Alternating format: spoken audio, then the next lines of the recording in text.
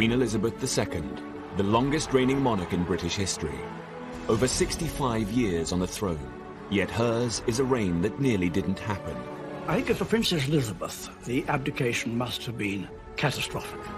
Driven by duty. My whole life shall be devoted to your service. She's ruled over crisis and war. Our thoughts today are with those in the South Atlantic. And dramatic social and technological change. Television has made it possible for many of you to see me in your homes on Christmas Day. She's seen over 12 prime ministers come and go. The Queen has a very sharp mind.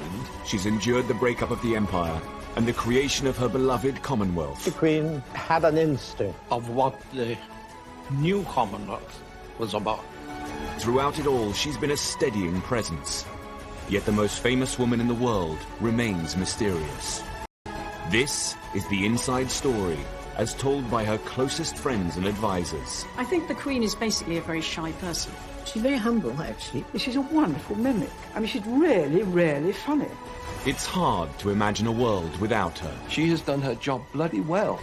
Elizabeth, the wife, the mother, the Queen.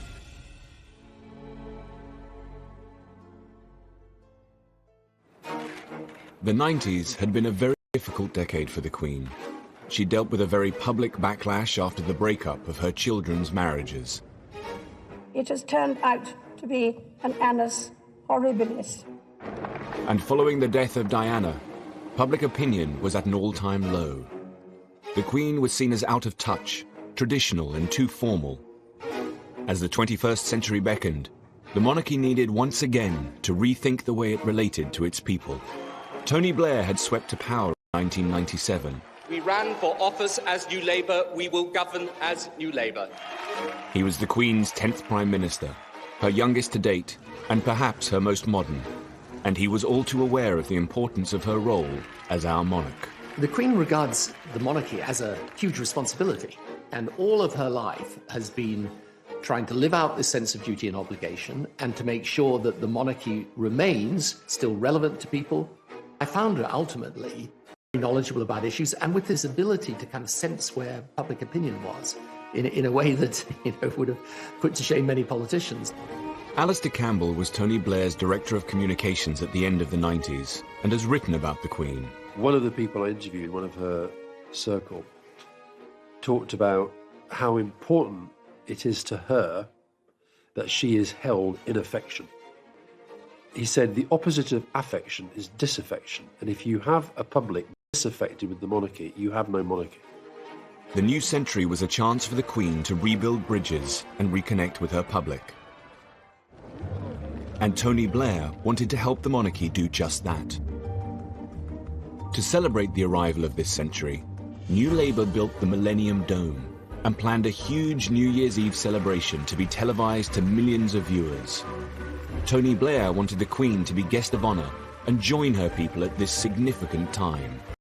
It was obviously a very big moment in history. Yeah, and it was important that she was out there on that evening, I think. The idea was that the Queen and the nation would be entertained by breathtaking acts from all over Britain. There's this wonderful performance that was going on 60 feet above our heads. I had this terrible vision of these people somehow falling from the top of the dome and crushing the royal family, and thinking that this is not a great headline for the world. The Millennium celebrations included a spectacular fireworks display. But inside the dome, Blair's plan was turning into a night the Queen would rather forget. News editor Stuart Purvis was a guest at the dome. You have to remember that the Millennium Night celebration at Greenwich was not a royal production. It was almost a political production, really. And it showed. It was really a bad event. I suspect the Queen thought, this isn't one of my shows, if you like. And she was really not comfortable with the whole thing. As Big Ben struck midnight, the whole dome broke into Auld Lang Syne. This was all a bit weird. Suddenly, it was a kind of family occasion. And what do you do? Well, of course, probably Tony Blair and Cherie, like in our household, they do all this. Well, Scottish house. Grand Scottish households, they don't do that because the ladies don't want to get all their diamonds and things cluttered up with that, so you hold hands like this. So the Queen and Prince Philip were doing it their way. Tony and Sri were probably thinking, well, how do we do it? And so everyone is feeling a little bit awkward. Her discomfort was palpable to the millions who watched the celebrations on TV. I think Tony was just a little bit conscious of the fact that he's bringing in the new millennium with the Queen, and that's never been done before. So do you grab her hands and make them cross over? And said, no, I don't think it'd been rehearsed. Well, the whole razzmatazz thing, I don't know. It's sort of... It wasn't as you normally see her. To me, it seemed to be, watching, I thought, well, they're putting in a rather funny situation. But she has to react, she has to cope with it. Seen kissing the Queen. He was just caught, I think, just for a minute, just giving her a kiss, which one felt at the time, here, I'm here, it's all right. He was reassuring her that he could get through that situation. I thought the Queen was a bit uncomfortable, and I felt really sorry for her, but I mean, frankly, I was a bit uncomfortable. The whole event was very odd, and the whole night passed in a bit of a blur, frankly. But anyway, she put up with it in extremely, good spirits, considering. The event had put the Queen in an undignified position. Her attempts to reconnect and seem less traditional hadn't had the best of starts. At the turn of the century, the Queen was battling negative public feeling. The events at the Millennium Dome had done little to restore her popularity, and it wasn't just a problem at home. Abroad, her unpopularity had been building for some time. In Australia, there were plans to remove her as Queen. Critics speculated that if it could happen down under, then one day it could happen in the UK. In the 1990s, Australian Prime Minister Paul Keating had proposed a republic. It would be the intention that as a result of this committee's deliberations and the public discussion that would follow, the Australian people would be in a position to decide by referendum later in the decade whether Australia should become a republic by the year 2001. Though there's a lot of affection for the Queen in this country still, the country's outlook and aspirations can be represented by a non-Australian. When I met the Queen in Balmoral, she said, of course, I will always take the advice of Australian ministers and the Australian people. And I said, ma'am, we'd expect no less and ask for no more. As well as Australia, the Queen was the head of 16 different nations across the globe, from Canada to Jamaica, New Zealand to Papua New Guinea. If Australia became a republic, more countries could follow suit. But despite the high stakes, she was careful not to get involved in the public debate. There was an affection there. After all, Prince Charles had been to Geelong grammar school for a term or so. I think it would be disappointing to the Queen. But on the other hand, she had really accepted that it was the decision for the Australian people to make. In 1996, Keating was replaced as Prime Minister by John Howard, a politician with monarchist sympathies. But the referendum would still go ahead as planned. I honestly do not believe Australia would be a better... And unless there's a good reason, you don't break links with your history. But even more important than that, it works. On the 6th of November 1999, Australia went to the polls. As the Queen nervously waited for the result, it looked like her 48-year rule of Australia was about to end. Well, the Queen was intensely interested in the outcome. I knew that whatever the outcome would be, she would wish Australia well and retain an interest and affection in it. When the ballots were counted, the results were a surprise to many. All 6 states had voted to keep the Queen. The country had an appointment with history, and it failed the appointment. Incidentally, the Australian rugby team were in the UK, competing in the World Rugby Cup final in Cardiff. The Queen was there to present the trophy to the winner. I'm told she was very pleased, but by the person who officially conveyed the result. What we didn't know is that the Australians would come to the UK and win the Rugby World Cup, which added a certain piquancy to it, including the Queen presenting the trophy to John Eales, the Australian captain, just after the result of the referendum. As they say in Fleet Street, you couldn't have made up. The Queen's presence at the Rugby World Cup final was a symbolic moment. For many Australians, it was cause for a double celebration. The Queen had held her own in the country she regarded with fondness. But closer to home, family worries were about to test her in a far more personal way. The Queen's sister, Princess Margaret, had been ill for some time. In 2002, her health took a turn for the worse. Princess Margaret had always been the Queen's glamorous and mischievous sister, and they were devoted to each other.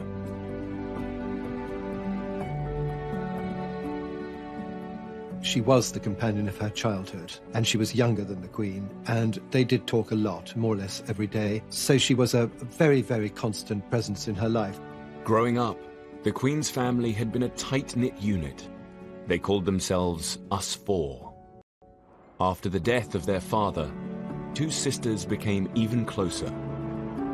And they'd had other difficult times.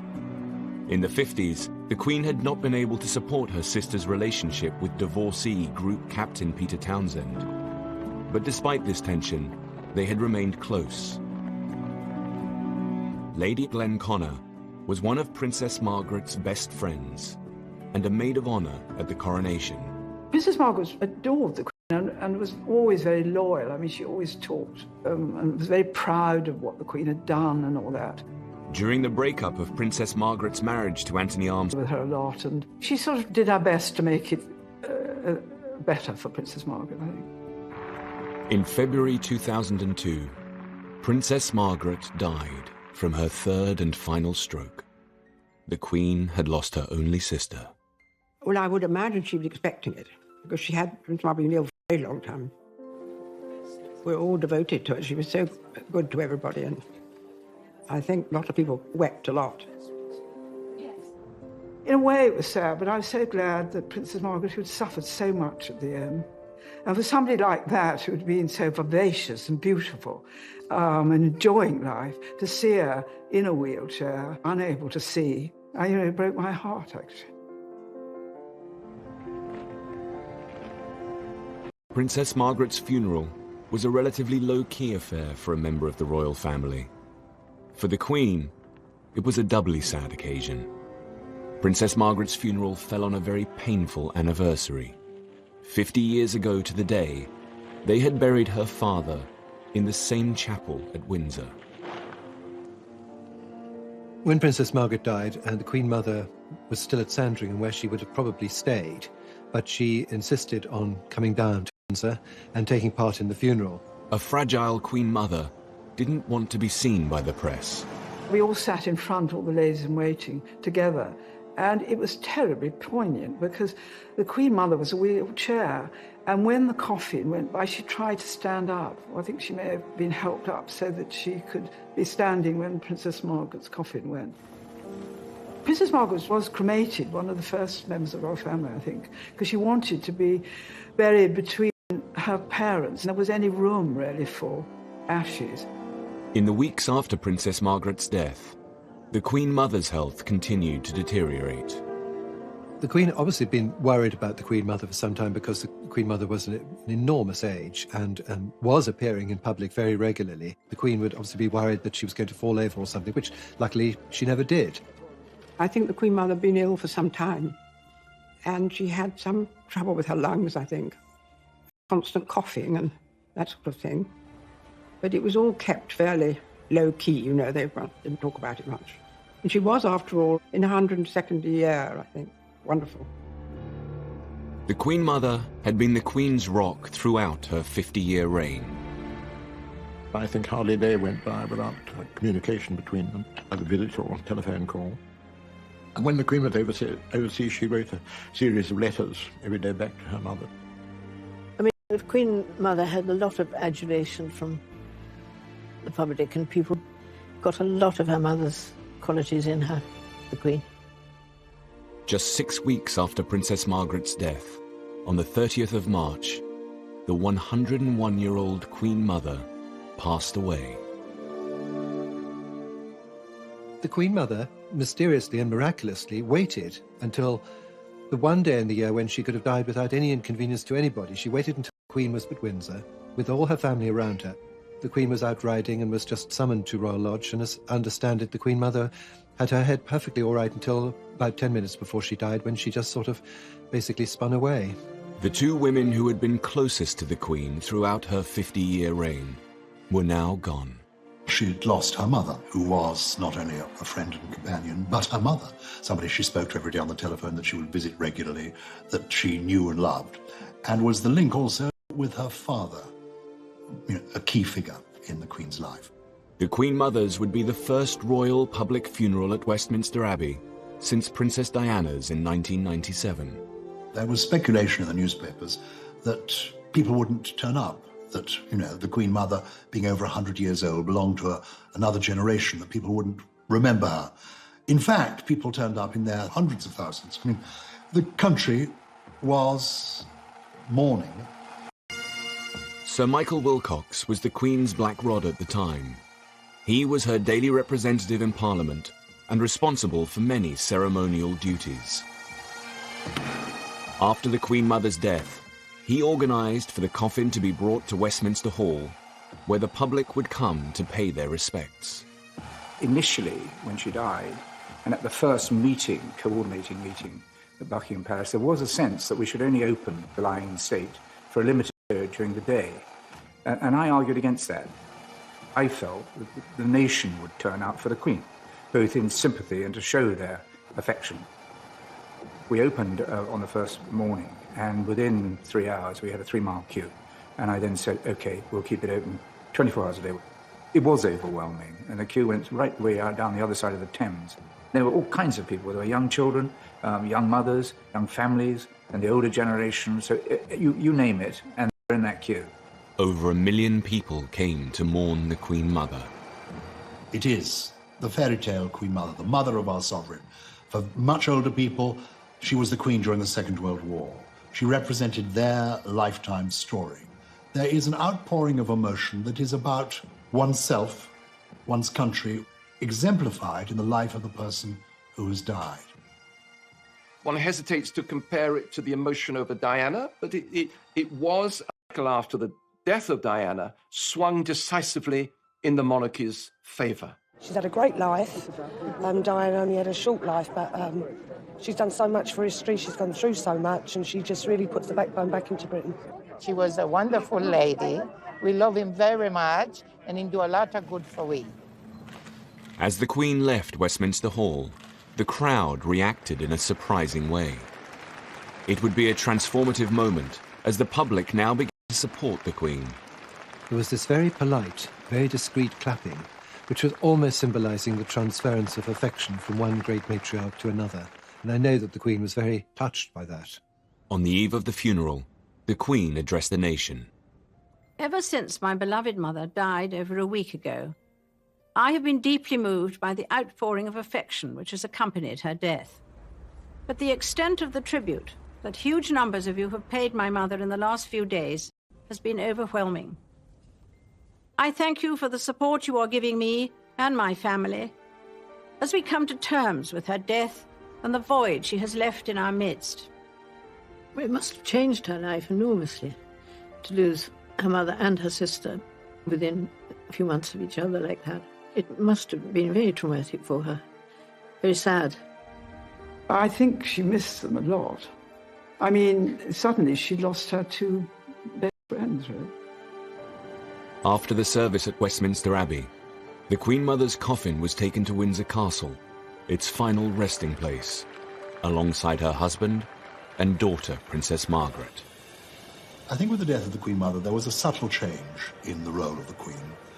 Now, the Queen was the oldest member of the family. She was the matriarch. She, as it were, was moving into the Queen Victoria role. She was the senior member of world royalty. And some people say that that almost freed her, that she seemed to relax a bit. Well, Martin Charteris, who I think was her best private secretary, always used to say, wait and see what happens when the Queen Mother dies. Because I think with any parent, somehow they're always looking over your shoulder. And suddenly, she did blossom. There's no question about it. These deaths would herald a new era in the Queen's reign. At the turn of the century, the Queen had lost two the most important people in her life, her sister Princess Margaret and the Queen Mother. Despite the public's sympathy for the Queen, the sovereign still had a problem with her image. She needed a new way to connect to her people and show that she was in touch. She and her senior advisors had created a working party to develop a new strategy. They called it the Way Ahead Group. She, not just the Queen, every single member of the inner royal family came to the Way Ahead Group and private secretaries. The meetings were sometimes a bit chaotic. I recall that the Queen had a bit of a tendency to chat to whoever was sitting next to her rather than paying full attention to the proceedings. The Duke of Edinburgh had to sort of call people to order from time to time. One of the issues the group looked at was the itinerary for the Queen's public engagements.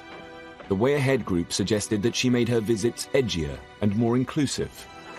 We needed to look at the way the royal programme was made up and modernise it a bit and make sure that the monarchy reflected society more accurately. I mean, there were lots of visits around the home counties because of the proximity of Windsor and Buckingham Palace. Should there be a greater geographical spread, making sure that, different parts of the country saw all this happening. When she visited industry, she tended to go to factories when actually the way the economy had moved was that there were far more service companies.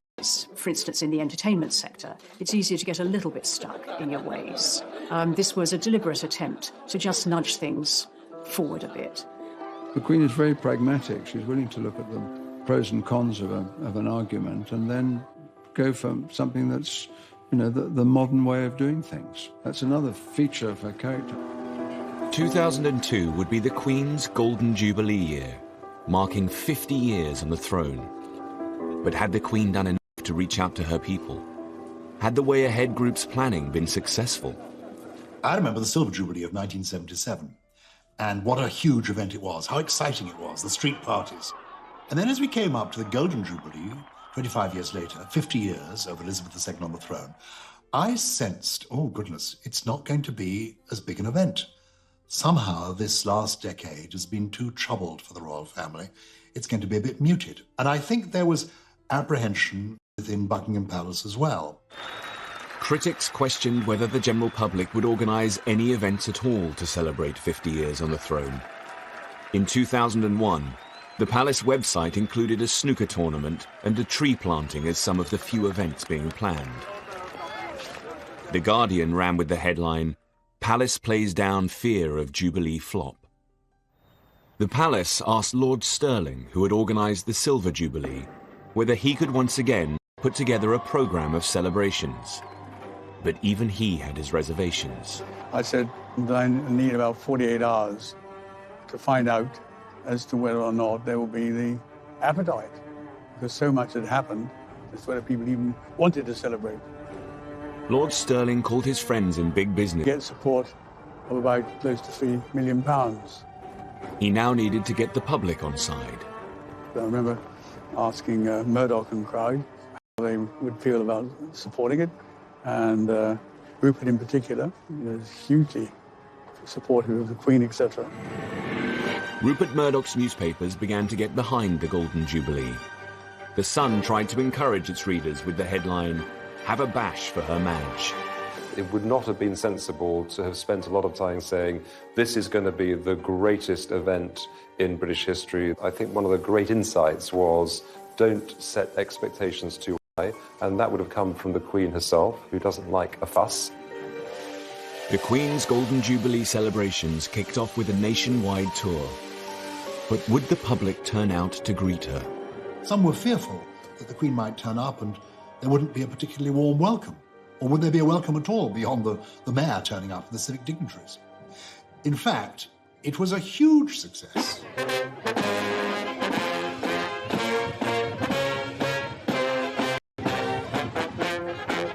I was privileged to be part of the tour, to go on some of these visits. And the Queen was moved, was touched to find that so many people turned up, cheering, waving their flags. And from people being apprehensive about it, it turned into a huge triumph.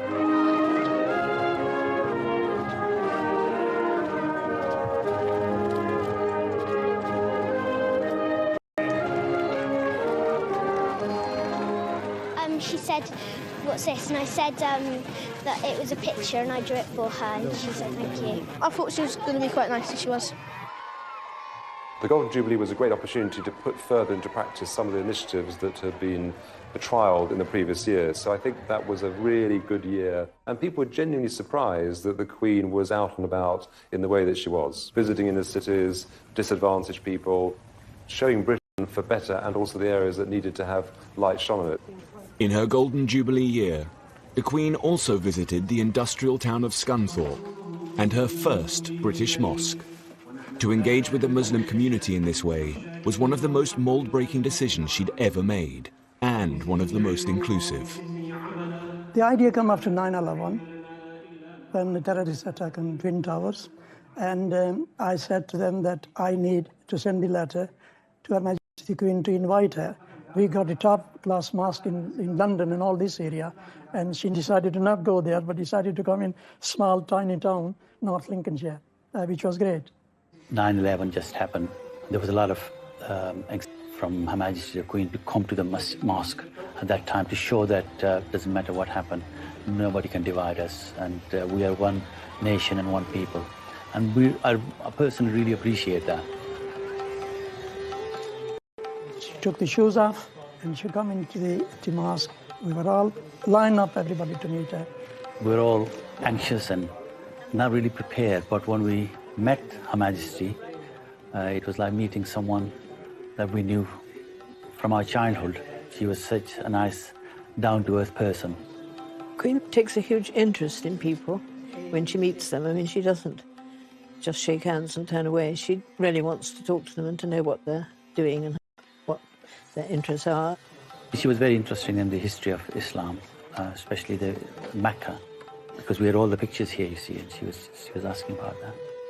And I was lucky enough to give her a Quran myself, which she accepted, and I think it's still somewhere kept in a safe place, maybe in Buckingham Palace, I don't know. And she might read it.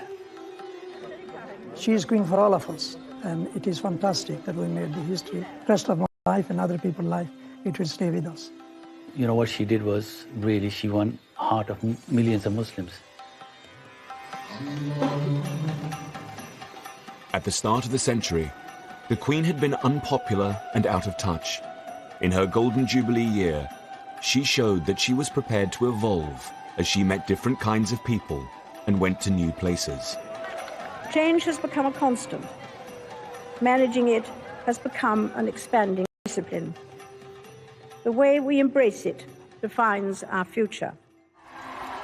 Her Jubilee Parade in June 2002 was the ultimate example of this relaunch. This was a new, more inclusive kind of monarchy. 20,000 people marched down the Mall, including firemen, circus performers, Bollywood dancers, and even Hell's Angels.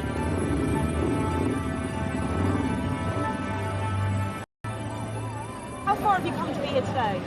How far is Australia? 10,000 miles? Oh, well, I'm a true royalist. I just think it's wonderful. The whole world seemed to have come out to celebrate with her. As the highlight of the celebrations, the Jubilee organisers planned 2 huge concerts at Buckingham Palace, one classical, one pop. 3 years earlier, the Queen had been the guest of honour for the New Year's Eve celebrations at the Millennium Dome, which had left her feeling uncomfortable. The Jubilee concerts were her opportunity to show the world that she could be less traditional, less stiff, an event to take place in its grounds. I had the pleasure of an audience with the Queen to bring her up to date as what was transpiring, and it was in her private office with one of the great bay windows at the back of the palace. And then I mentioned about the various events, and in particular, the concerts were going to take place at the palace. And she said, "Oh, yes, you must come." And come. So we went, and she took me over to the window, and of course, outside, they've got all the bulldozers and scaffolding and goodness knows what else. And she said, "Look what they're doing to my garden."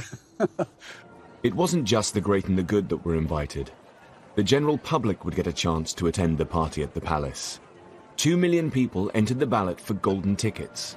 Having these major events in the palace itself, I think, was a brilliant idea. As it sort of draw people into it as against having the mystique. The pop party at the palace lasted for 3 hours.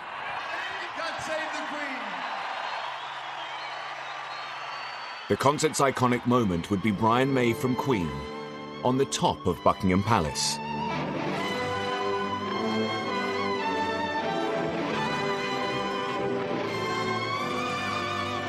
The Queen had heard her national anthem many times, but not quite like this.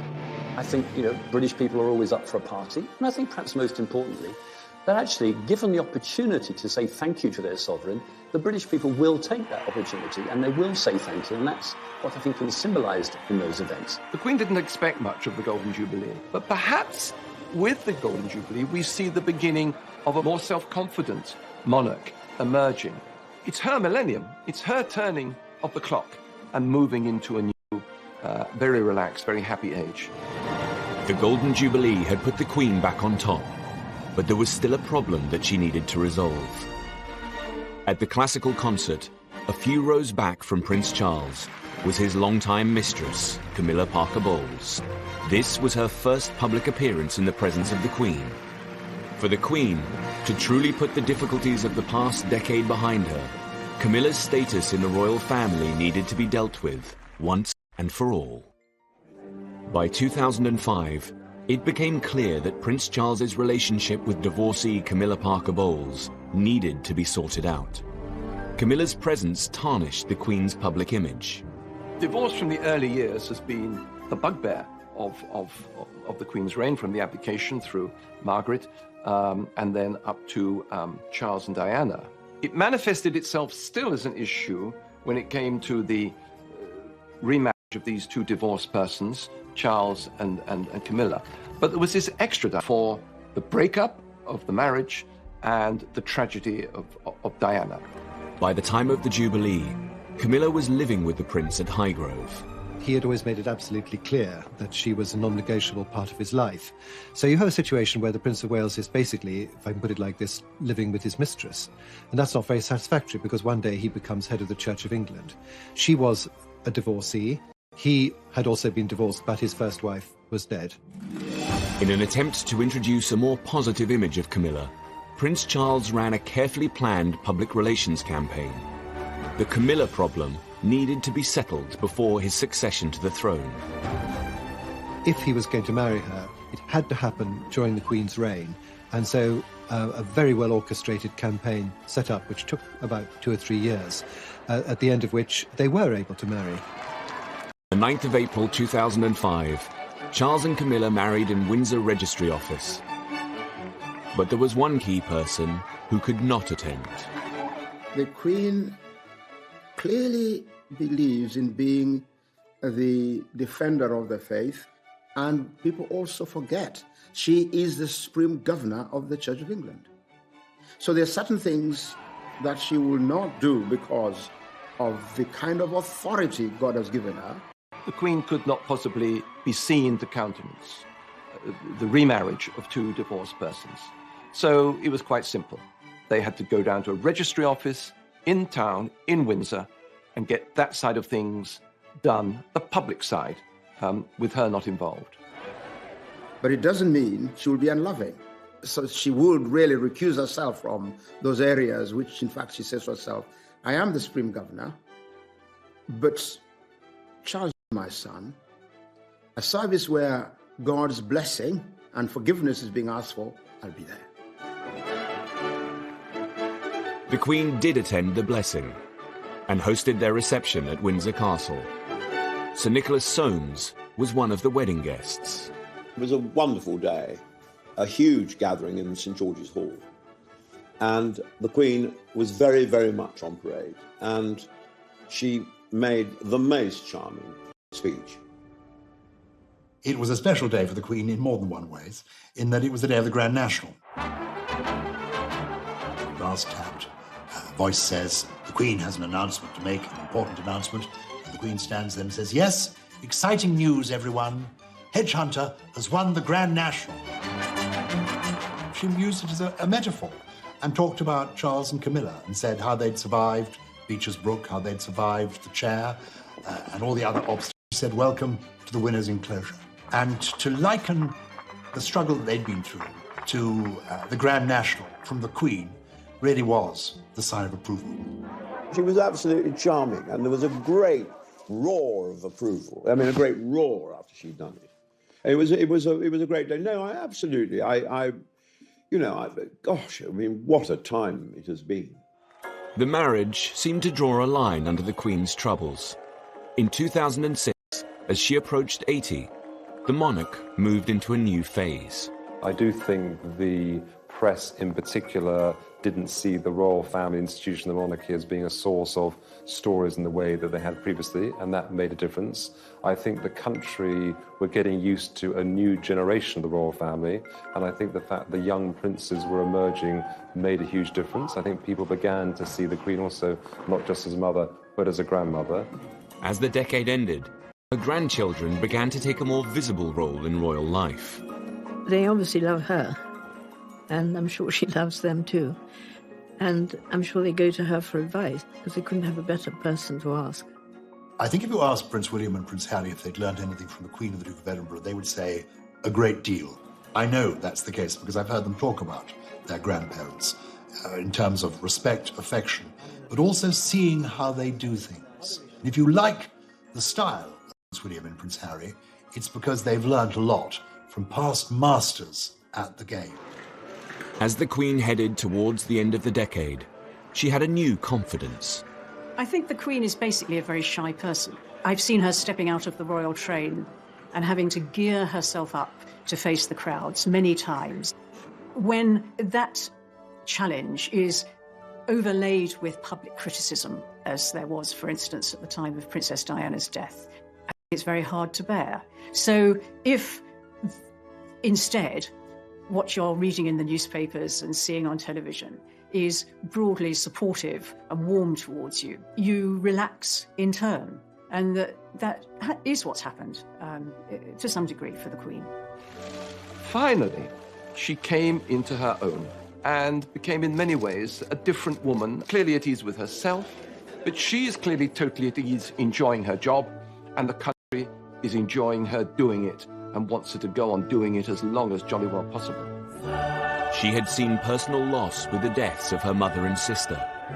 She had seen her son and heir, Prince Charles, remarry, and she had proved her relevance to the British people. At the end of the decade, her popularity had never been so high. The world now saw a more self-assured monarch, the nation's grand. Recognize that you have to be more out there with the people in today's world, but you never forget with her that she's the Queen, and that ability to retain the aura at the same time as move with the new age, that's really what marks her out, I think. In 2012, the Queen celebrated her Diamond Jubilee, marking 60 years on the throne. She became only the second monarch in British history to reach this landmark. The first had been her great-great-grandmother, Queen Victoria. Queen Elizabeth II's reign had encountered many highs and lows in its 6 decades, but she had come through them all. Inevitably, a long life can pass by many milestones. My own is no exception. As the Queen moved into her 90s, the decade would test her strength, wisdom, and moral leadership. But in 2012, the UK prepared to celebrate the Queen's Jubilee and thank her for her years of service. By the time of the Diamond Jubilee, the Queen had a bit of practice at Jubilees. They didn't worry her so much anymore. She had entered this more serene, less controversial aspect of her reign.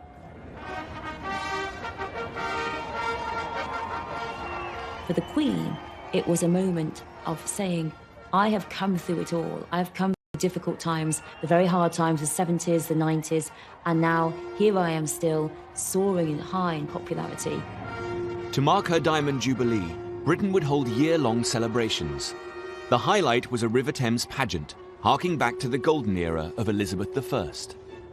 I wanted to do something wonderful on the Thames and propose the idea for a pageant, and a pageant of the size and scale which hadn't been seen on the river for over 200, 300 years. The vision was to bring the Thames to life, magnificently with boats and music and bells and whistles.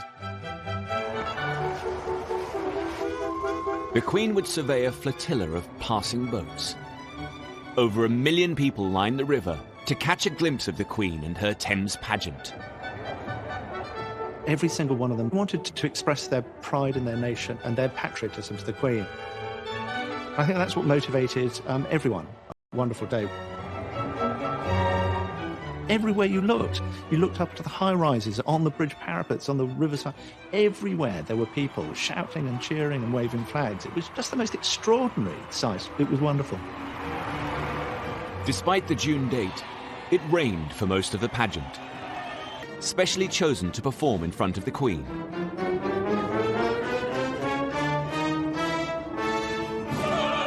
One of the singers was Monica McGee.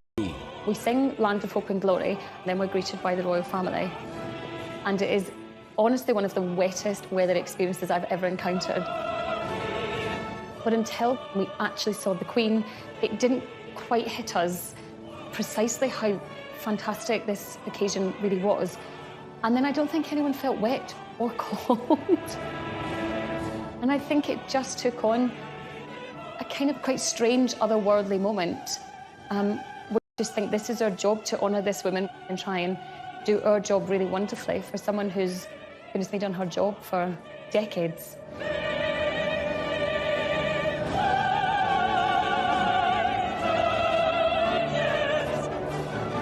And I'll always remember the image of the singers with mascara running in the rain. I never imagined it like that in the 3 years of planning, that's the way it would turn out. But it was wonderful in the way it was completed.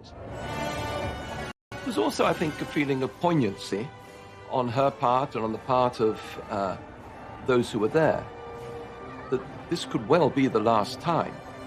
But the idea that maybe one day, before too long, we won't be saying, God save the Queen anymore, added something to that occasion.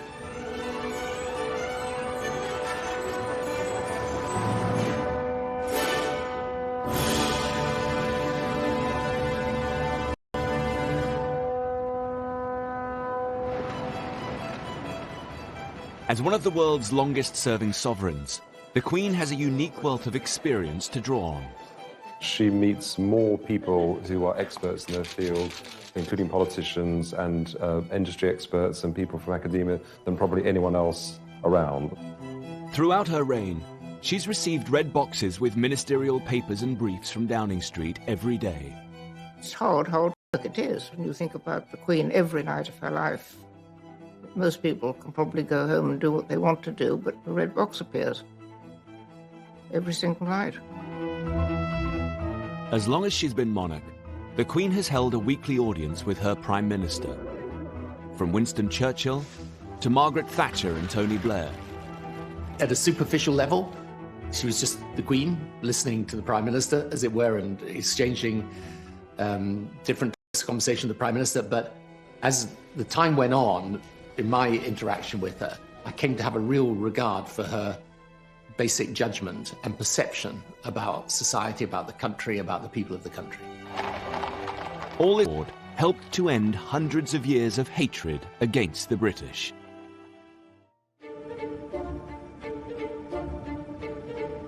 The Queen is the world's most travelled monarch. She has officially visited over 120 countries. But in 2011, she went to a new place, just 100 miles across the sea, the Republic of Ireland. She was always really interested in the peace process, very committed to it. One of the few conversations where she literally picked up the phone and you held the phone, as they said, it's the Queen on the phone, was after the Northern Ireland peace agreement. For over 100 years, British rule had been viciously contested in Ireland. Hundreds of people on both sides of the water had been killed in what came to be called the Troubles. The Queen herself suffered great personal loss. In 1979, the IRA had murdered close family members, Lord Mountbatten and his 15-year-old grandson. Known to her as Uncle Dickie, his death had been a huge shock. Queen, I think, was genuinely fond of Mountbatten. It was a totally gratuitous, pointless murder. To honour this great loss, he had been given a funeral at Westminster Abbey. But I think the depth of feeling is so terrible at that time.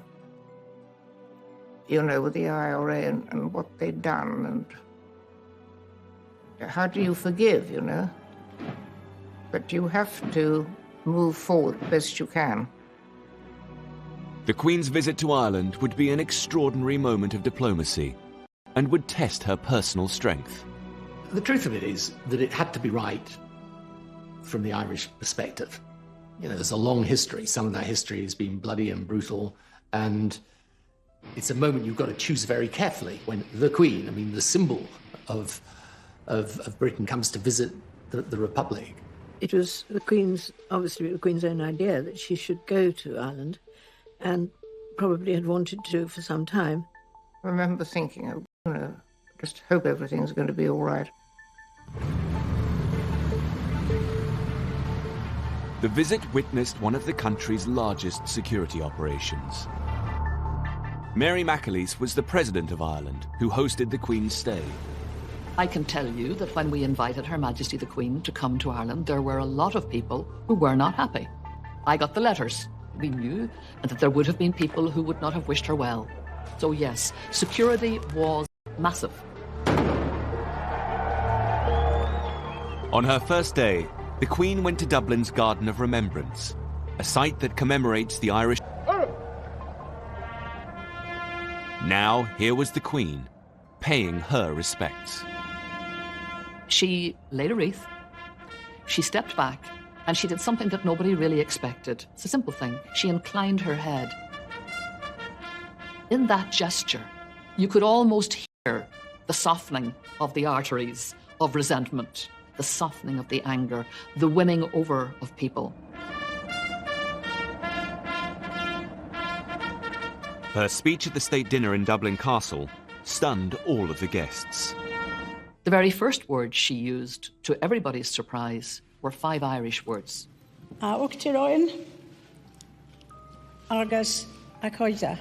President and friends. My reaction just was wow. And I was watching right around the audience where everybody else was saying, you know, wow. The saying of that in the Irish language went deep into the hearts of people because for generations, the British establishment had tried to obliterate this ancient language and had come very close to doing so. The speech continued in a very personal tone. Through the history, our islands have experienced more than their fair share of heartache, turbulence and loss. These events have touched us all, many of us personally, and are a painful legacy. We knew that she was talking obviously about Lord Mountbatten. We could feel this was a human being whose hurt and pain was real, happened in our time, happened as a result of our historic enmity. The entire trip took some very bold and risky decisions. On the second day, the Queen visited Croke Park, the spiritual home of Gaelic sports. But it was more than a sporting venue. In 1920, this was the site of the first Bloody Sunday. In 1920, in the middle of a match, British forces went through the gates in tanks. They opened fire on players and on spectators and killed a lot of people and maimed more.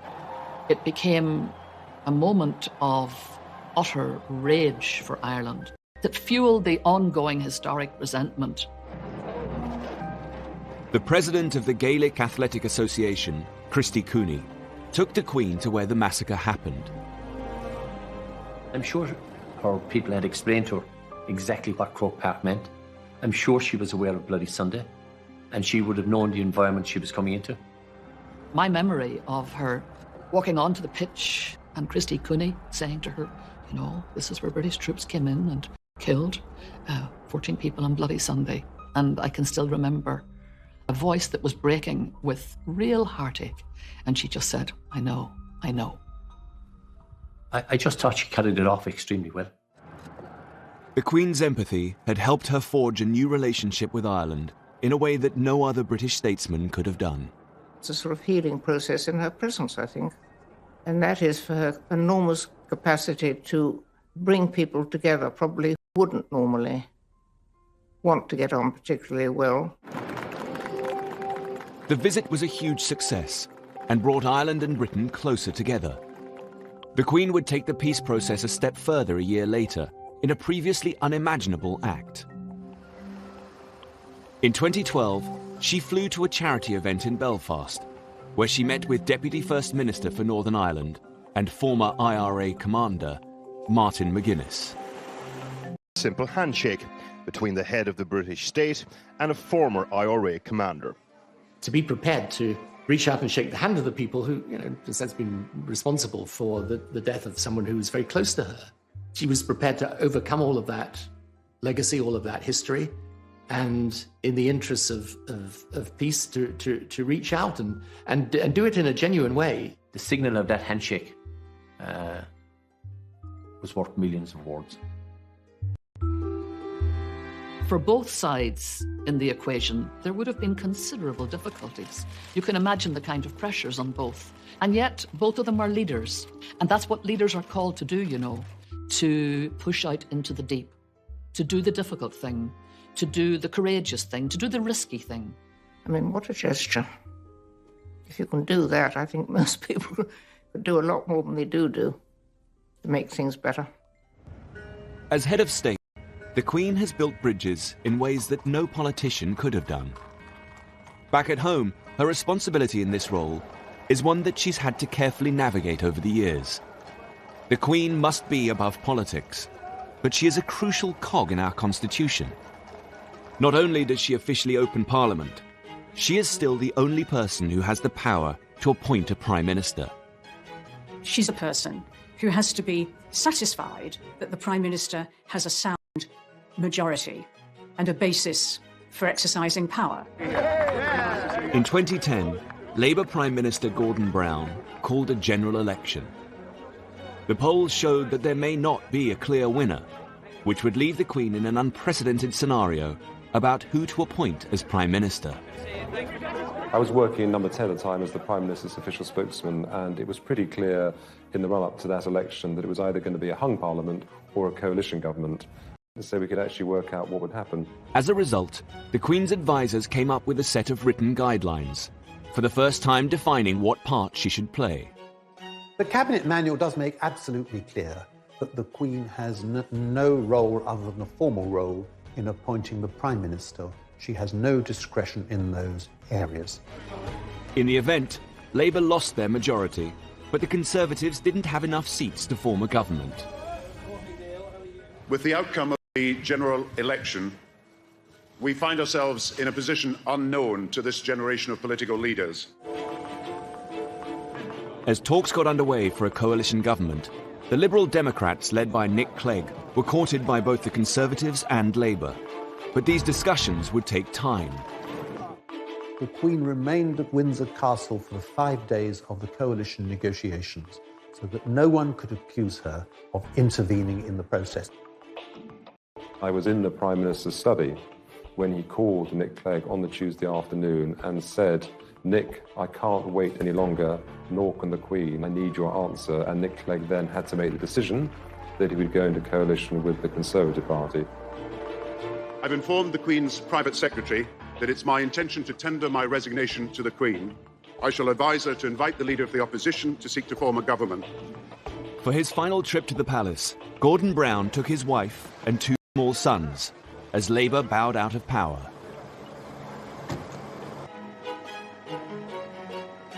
The Queen's private secretary could now call David Cameron to the palace.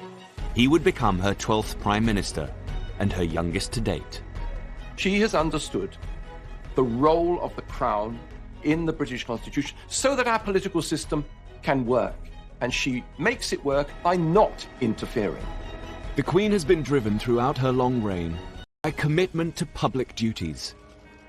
But it's her personal passions that reveal the most about her. The Queen's long reign has presented her with many challenges. But one passion that's never waned is her love of horses.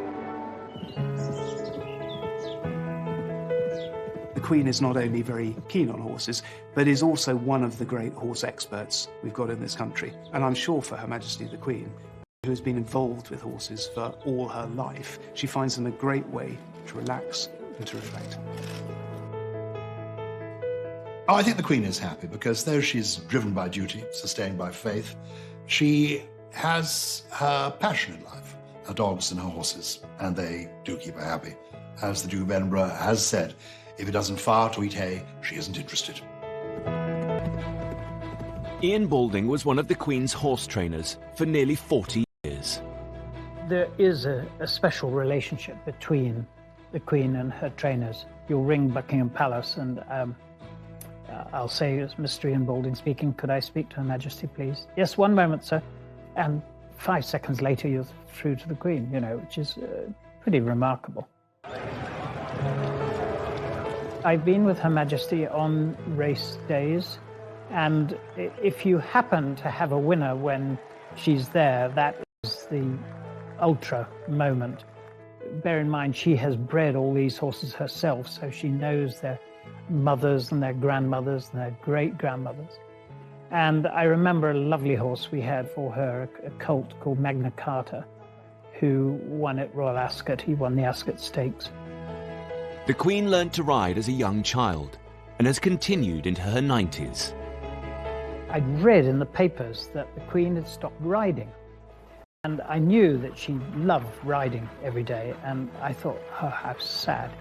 And I wrote to her saying, ma'am, I'm so sorry to hear you've given up riding. Anyway, I had a letter back in the post the next day, literally saying, that's absolute rubbish. I haven't stopped riding at all.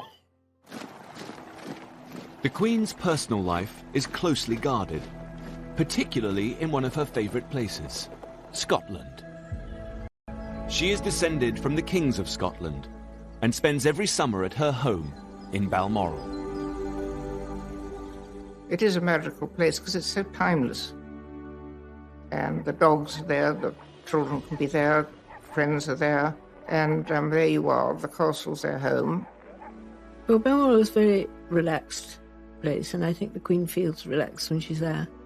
We were picnicking on the shores of Loch Mick, which is about 8 miles from the castle, and a party of youngsters appeared, and they all had a sort of sideways look as they passed. And then one of the young ladies came back, plainly a Londoner, and looking at the Queen, she said, "They tell me you're the Queen." And she said, "Well, I am." "What are you doing here then?" She said, "I live here." She loves being a Scottish country lady, but this is always in the context of Scotland as part of the British family. In 2014, there was a real danger that Scotland was going to leave the Queen's beloved British family when Prime Minister David Cameron agreed to call a referendum on Scottish independence. The ballot was to be held in September. She's in Balmoral in a referendum campaign. In early 2014, the campaign to leave had been trailing in the polls. But by the time the Queen came to Balmoral for her summer break, the Scottish nationalists had narrowed the lead. In the last couple of weeks, the yes campaign and the no campaign were effectively neck and neck. There is a real sense of emergency taking hold in London, and a sense too that the Queen actually could be the ace for the UK campaign, that she's the person that's actually going to have to intervene to make absolutely certain that they were going to win the no vote. Despite all of her instincts to stay out of the race, despite all of her instincts that it's not constitutionally proper, there is an immense amount of pressure being brought to bear on her. Just 4 days before the referendum, the Queen made an unprecedented comment. Veteran reporter Jim Lawson was as usual covering her Balmoral stay. We were in a normal place, corralled outside the church grounds. After about half an hour, the policeman came down and said, "Would you like to come up to the church?" That was unheard of, you know. We actually wondered what was going on. And I thought, I wonder if she's going to approach the crowd. As she did, one of the bystanders mentioned the referendum. The Queen said, "Well, I hope people will think very carefully about the future." The bystander was happy to tell Jim the Queen's comment, but curiously wouldn't give him their details. If the Queen talks to someone, they're always delighted to tell you, but not this time. Some wondered whether the bystander had been planted in the crowd. Others thought it was just a chance comment. Either way, the newspapers needed to corroborate the story with Buckingham Palace. The palace didn't confirm it, but more importantly, they didn't deny it. We knew we were onto some story there. Now, if you translate that to you're standing on the edge of the cliff and the Queen says to you, think very carefully about what you're about to do, she's not advising you to jump, is she? Newspaper editor Severin Carrel felt the comment was the result of a lot of thought. One could read it either way. And as in that sense, it was very, very carefully written, very cleverly written. But we realised that the Queen had made a quite deliberate and quite carefully drafted interjection. She had intervened into the referendum campaign. On Thursday, the 18th of September 2014, Scotland went to the polls. The majority of the people voting have voted no to the referendum question. I have worked so hard to save Scotland because I'm a proud Scot and I'm a proud Brit. Ladies and gentlemen, I think that's been a pretty fair kick of the ball. For now, the Queen's United Kingdom was intact. But this wouldn't be the last time that her position would be used in politicians' arguments. In 2016, the question was to leave or remain in the European Union.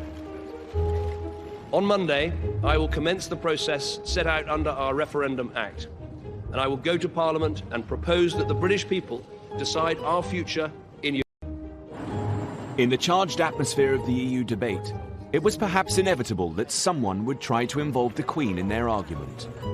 Thomas Newton Dunn is political editor of The Sun. He was tipped off about a conversation between the Queen and European Union supporter Nick Clegg. Well, I was told a most fascinating story by an impeccable source of an extraordinary row during a lunch she held in Windsor Castle. And so this is going back 2011, 2012 now. They ended up discussing Europe. The Queen ended up getting into quite a lively dust-up with the Deputy Prime Minister, who was a very strong pro-European politician. The Queen was putting forward some very strong views on the future shape of Europe and the direction which Europe was going in. The Sun wasn't only planning to report the alleged conversation, but to boost it by quoting prominent Brexiteers. This led to their infamous headline. Queen backs Brexit came from ringing up a couple of Tory MPs to find out what they thought about it, and some of the very passionate Brexiteer MPs leaped on the suggestion that the Queen might be pretty Eurosceptic to say, well, in which case, that must mean she backs Brexit. But very closely written underneath was bombshell claim, because, of course, it was these MPs' claim she must back Brexit rather than ours. When Downing Street found out that The Sun was going to run with the headline, they began to investigate the source of the story. So when I first saw the Queen backs Brexit headline, I wanted to see very quickly, well, what was this based on? And it seemed to be at a lunch that had been many years before. How could she back something several years before when it wasn't even a term that was invented or even something that was seen as a particular possibility? Nick Clegg strongly denied the story. I think it's appalling that people who want to drag the United Kingdom out of the European Union now want to drag the Queen into the European referendum debate. And as for the Sun story, it's nonsense. It is not true. I couldn't be clearer than that. The palace thought that the headline was misleading and immediately lodged a complaint to the Independent Press Standards Organisation. At the time, the palace said they were extremely angry, and the Queen is never to be dragged into politics, and they're now going to put a stop to it by making a formal complaint. They wanted to draw a line in the sand and to extricate the Queen from any more political rows. Ipso upheld the complaint, saying the headline went further than the claim about what the Queen might think. The Sun was forced to print its ruling, but by then, the whole story had fueled the Brexit debate.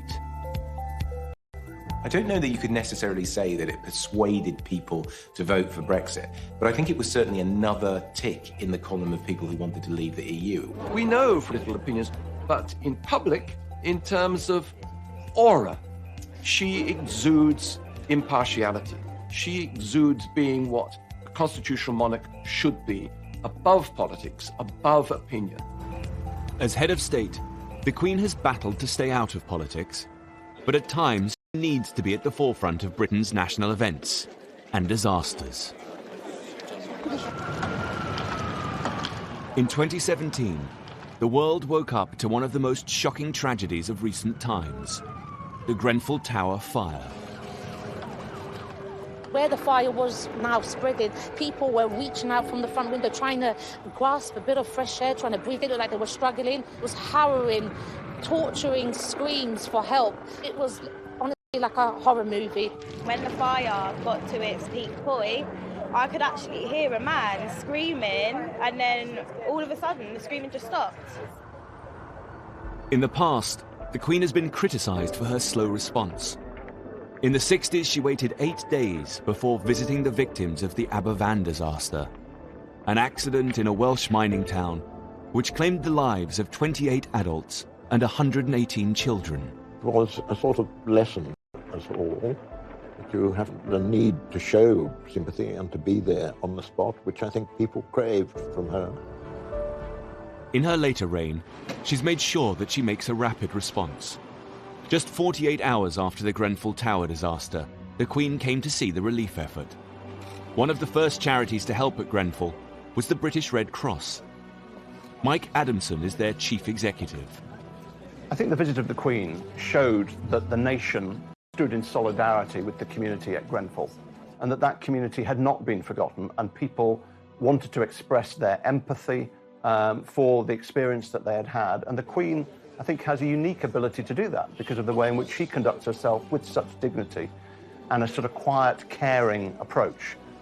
And she went immediately to greet people, to say hello and how are you? And this was a big event affecting a lot of people in our country. She showed her sympathy and empathy and tried to reach out and wanted to be there to help. It was very moving. It's actually bringing tears to my eyes. To see her here, it shows that she is sincere and she truly cares. She looked at me directly in my eyes and I could see that she cared. Thank you for coming. The Queen's entire reign has presented her with many difficult moments. But the 2010s also held happier times for the 90-year-old monarch, as a new generation of royals came to the forefront to support her. 11. The Queen prepared to host one of the most iconic royal events of her reign. Her grandson and second in line to the throne, Prince William, married his university sweetheart, Catherine Middleton.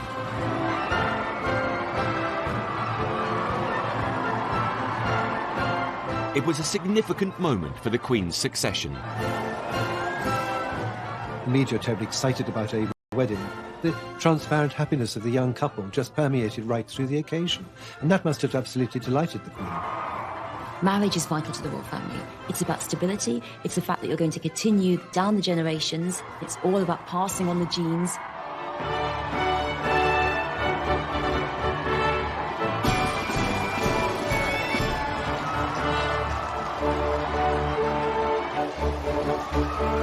Billions around the world tuned in for Kate and William's wedding.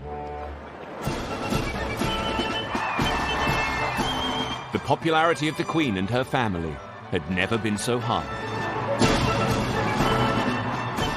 Not very long after that arrives Prince George, and so she then has her 3 heirs in direct succession. You have to go right back to Queen Victoria to find that situation. With Prince Harry marrying Meghan Markle, the dynasty is more secure than ever. The Queen has a very special relationship with all her grandchildren, particularly Prince William. It was the Queen herself who gave Prince William his constitutional history lessons. And when he becomes king, it is in her constitutional style that he proposes to reign. I think the Queen and her grandchildren are all very close, and she takes great interest in them. And they're getting to the age now when they want to help. But it always makes me cross that people concentrate so much on Prince William and forget the fact that he's not the heir to the throne, Prince of Wales is. Prince Charles's style is in stark contrast to his mother. While she tries to remain politically neutral, her son has always made his views very clear. Prince Charles consciously set out to take advantage of the relative constitutional freedom that a Prince of Wales has, as opposed to the monarch, to push the causes that he believes in. Therefore, he has felt it totally within his remit to write letters lobbying unashamedly prime ministers, ministers, members of the Church of England, bishops, to get his point of view across. He didn't write me that many letters, but when he did, they were perfectly sensible things. I mean, and they were much more in the sense of saying, look, I've been talking to people, for example, about countryside issues, or they might be about defense questions, and certainly around issues to do with climate change, the environment, and so on. he seems to have proclaimed that this is going to continue once he becomes king. And he believes he can rule in a different constitutional style from his mother. He will do very well. But, you know, I think that's all in the future. But I don't think one wants to be under any delusion of the fact that this will be a great task. As the Queen continues into her 90s, Prince Charles has begun to take on more of his mother's responsibilities. On Remembrance Sunday 2017, he laid the wreath at the cenotaph. As head of the armed forces, it's one of the Queen's most symbolic duties and points to a changing of the guard. One of the Queen's most important legacies will also be the Commonwealth.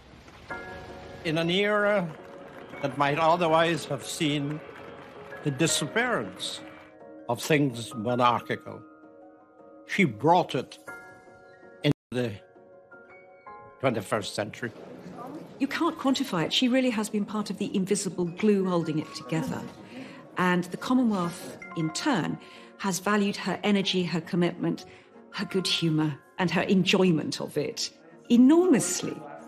Thank you, Mr. Prime Minister of Canada, for making me feel so old.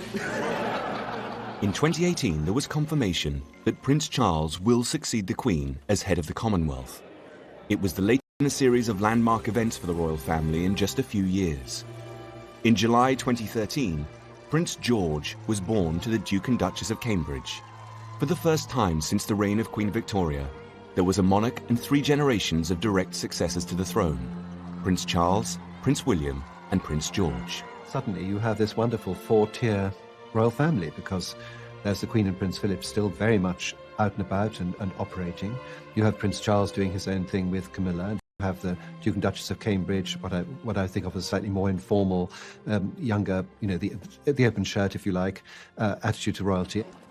However, just a few years later, Prince Philip decided he could no longer be out and about and announced his retirement from public duty.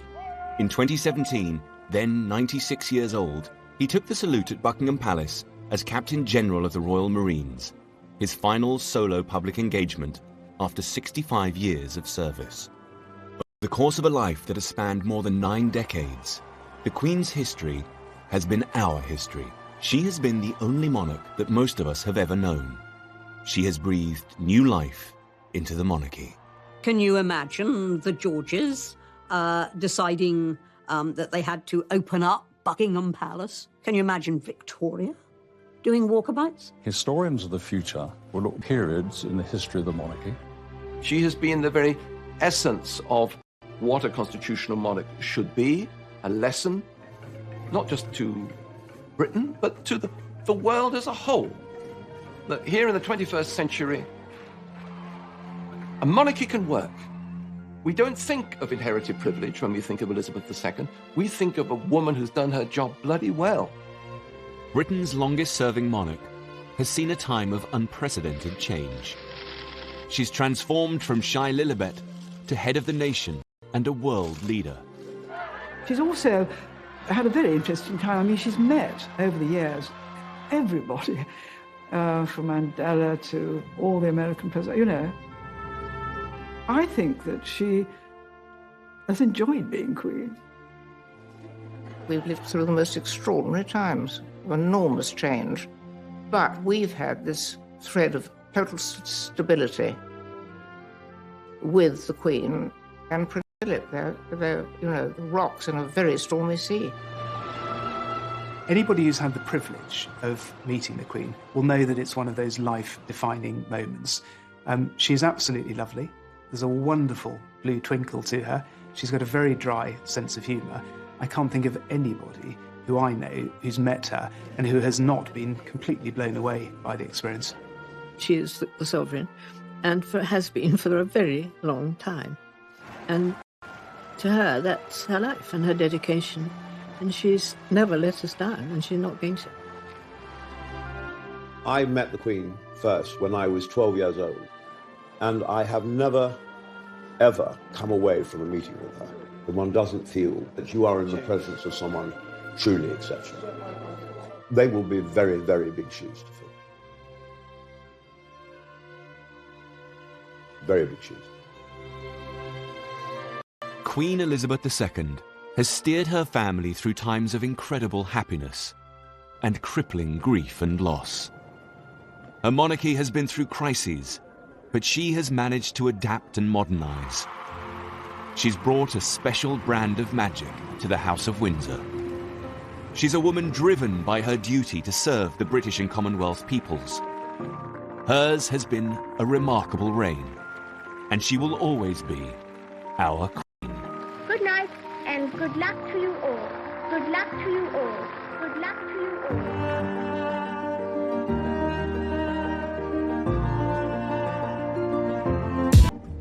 all. To celebrate the arrival of this century, New Labour built the Millennium Dome and planned a huge New Year's Eve celebration to be televised to millions of viewers. Tony Blair wanted the Queen to be guest of honour and join her people at this significant time. It was obviously a very big moment in history. Yeah, and it was important that she was out there on that evening, I think. The idea was that the Queen and the nation would be entertained by breathtaking acts from all over Britain. There's this wonderful performance that was going on 60 feet above our heads. I had this terrible vision of these people somehow falling from the top of the dome and crushing the royal family, and thinking that this is not a great headline for the world. The Millennium celebrations included a spectacular fireworks display. But inside the dome, Blair's plan was turning into a night the Queen would rather forget.